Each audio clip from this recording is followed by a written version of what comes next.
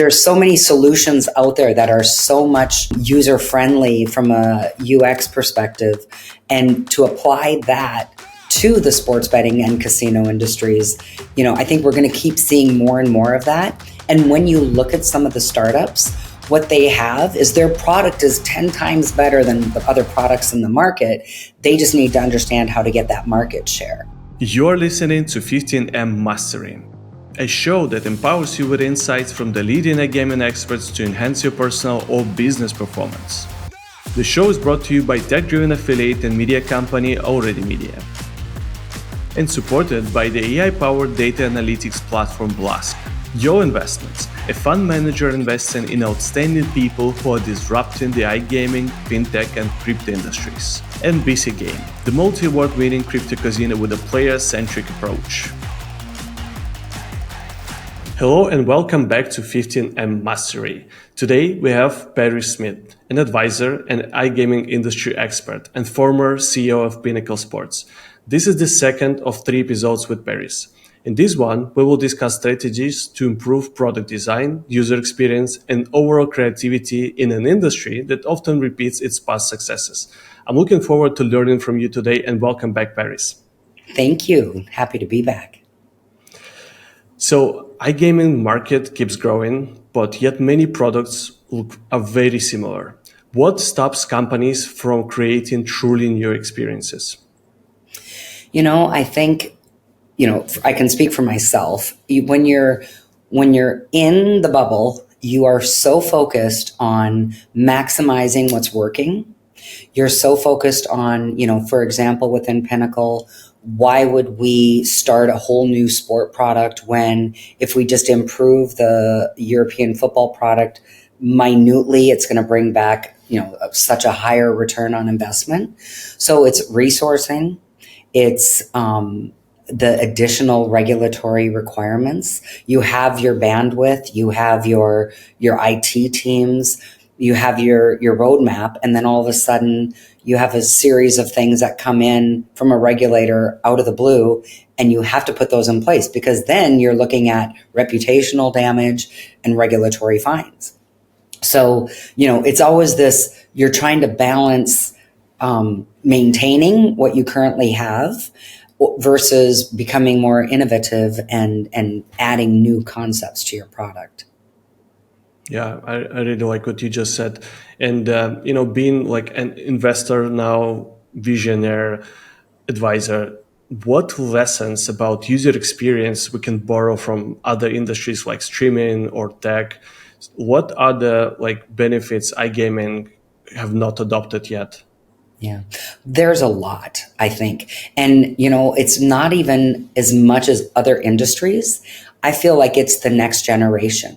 So the entrepreneurs, you do have some people that have been around the industry for a long time. They have a new product. They're now considered startup version, entrepreneurs. There's a lot of value in that. But what I always tell people is if you see a problem, find the solution. And I really believe, and I believe for years, that the solutions are going to come from the younger generation that understand all those other industries, whether it be Reddit. And I don't even know what they are. I'm so old, but, there's so many solutions out there that are so much user friendly from a UX perspective. And to apply that to the sports betting and casino industries, I think we're going to keep seeing more and more of that. And when you look at some of the startups, what they have is their product is 10 times better than the other products in the market. They just need to understand how to get that market share. And I presume at some stage, those more robust and experienced companies are going to have to look at them as acquisition targets, which is the goal in most startups. Yeah, I totally agree with you. So you mentioned UX, which is one of my favorite parts. So beyond adding bonuses or marketing tricks, how can iGaming companies build experiences that truly put users first and leave a lasting impact? The best way to find that answer is to ask the users. And what I'm seeing, there's so many new entrepreneurs that spend equal amount of time talking to their players as they do talking to other people in the industry, finding out what do they want, what is missing from what they currently have. The companies that have been around forever, a Pinnacle, a William Hill, it's very rare that they're asking clients, what do you want? What are we doing wrong? Because they feel like we've been doing it so long, we know what those answers are, whereby a new company truly wants that feedback. And getting the feedback is one thing, but then having the ability to put the feedback into different iterations of the product, that's where it's gold. And you can see a lot of the companies that have been progressing, a lot of them that have come up for sale and have been acquired, that has been part of the principles of their foundation. Yeah, I completely agree with the point you mentioned about talking with the customers. And I don't know whether it's true or not, but there are multiple rumors about some of the biggest CEOs of iGaming actually going and chatting with the customers via the customer service line. Is this something you've done as the CEO, or something you appreciate your former employees doing?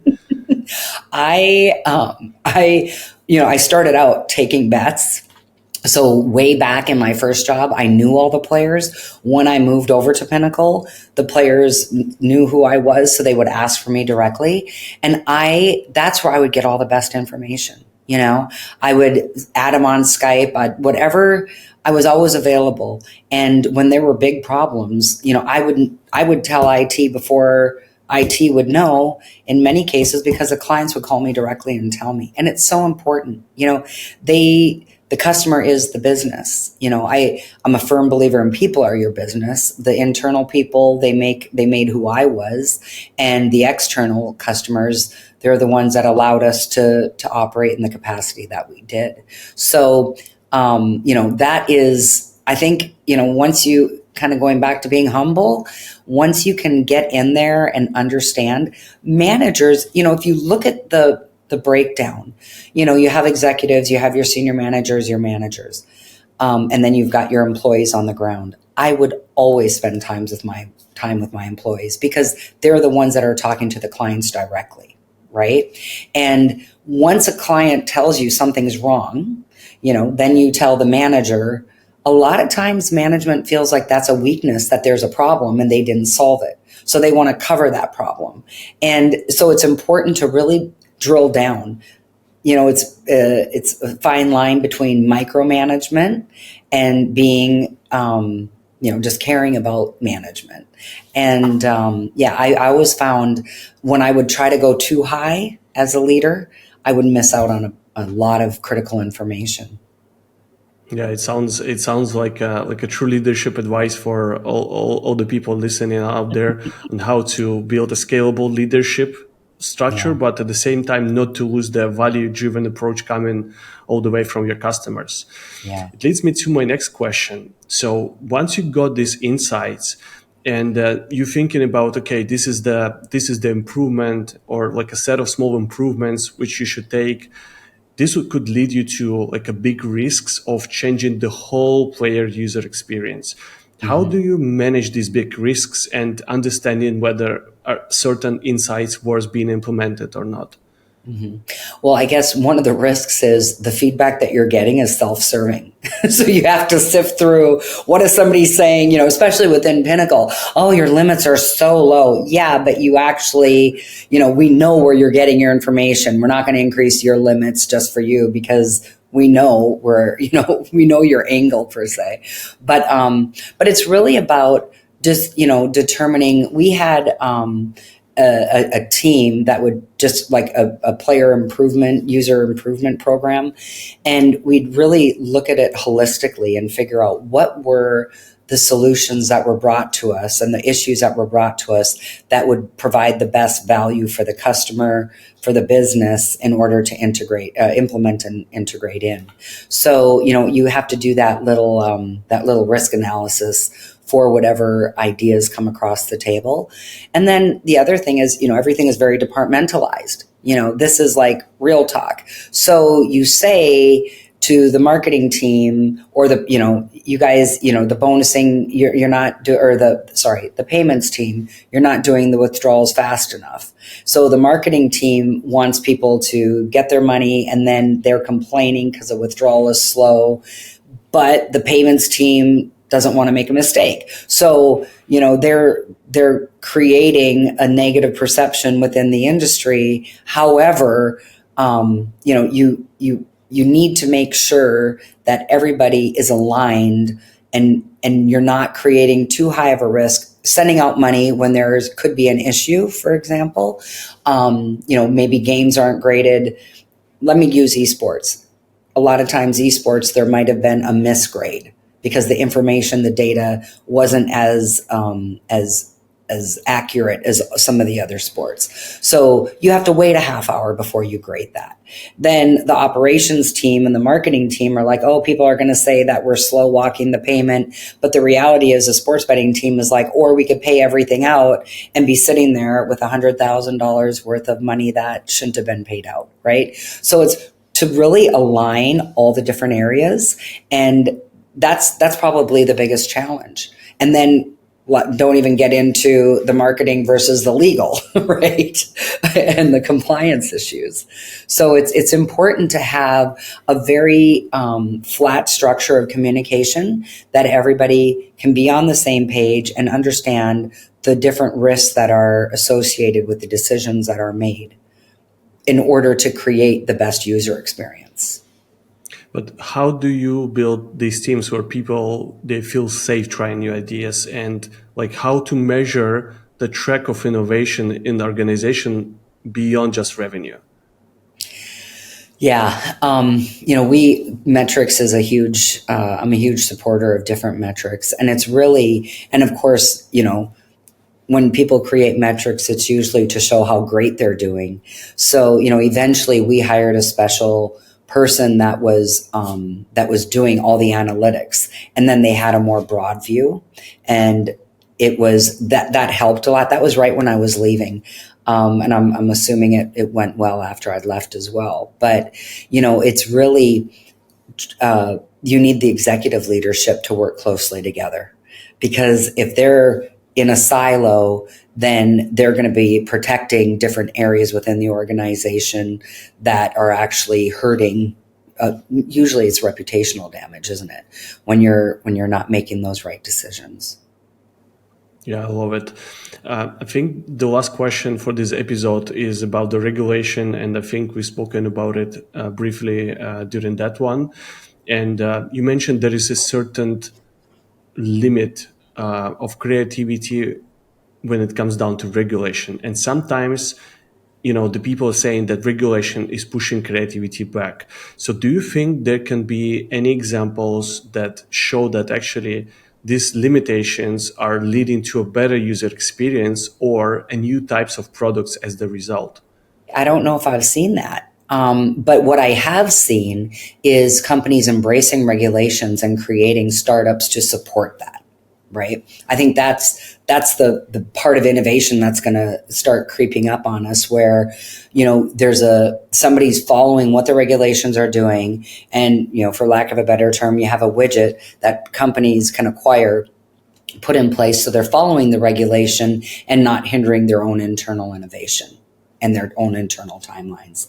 But, my dream was always that there would be a reasonable regulation so it wouldn't promote unregulated markets. And at this stage, they haven't found that balance as yet. They keep putting things in place that are actually promoting a different type of better, I'll say a real better, from staying onshore. You're actually pushing them offshore by putting in too much regulation, whether it be from limiting or whether it be from, the types of payments that are provided. Crypto's huge.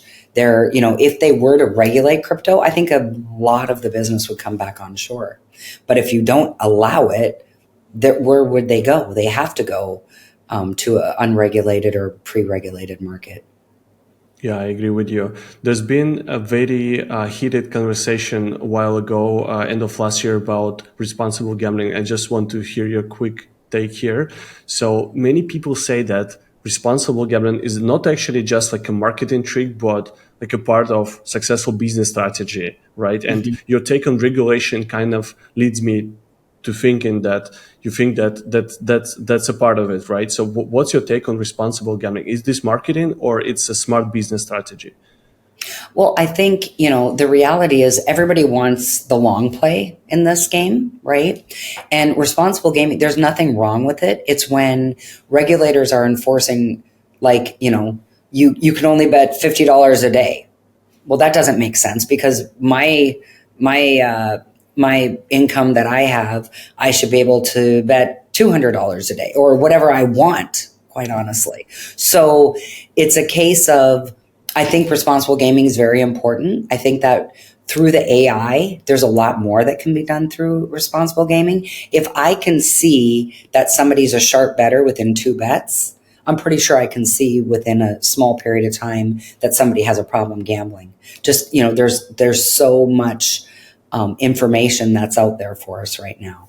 And it's how they, where they're from, how they, what was their mechanism to fund their account, the rate at which they're betting their accounts, what things are they betting, etc. All those things can go into an algorithm and a model and be fed into AI that will clearly show, okay, this person has a problem. They need to be limited, or whether you say to people, you need to be limited, or just say, hey, we just want you to be aware that this behavior isn't normal, whatever it might be. But, I think when you start putting too many rules on people that, they're not really 100% justifiable, then you're going to force them to another market. So if the responsible gaming, which I think is super, super important, right? There's tools within the systems that can be put into place that will help trigger, that will help monitor, and that will help kind of subside some of that non-responsible gaming activity. I think, those are the things that we need to start focusing on. And there's a lot of great new products out there from an entrepreneurial startup perspective that are focused on responsible gaming. And entrepreneurs are starting to see, there's companies that say, okay, this is where you should bet. This is how you should bet, because betting is relatively new in the US market. But they also show you how to manage your bankroll, right?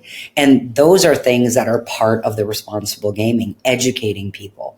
Maybe education isn't as strongly put forward as it could or should be in the realms of responsible gaming. A lot of people use it more as a marketing ploy. For sure, I don't know how genuine and authentic it is. It's getting there, but what we need to do is find the balance. Don't just push something in so hard that you're destroying and everybody's like, okay, thanks, but I'm going to be going to another option that isn't being, so too many constraints.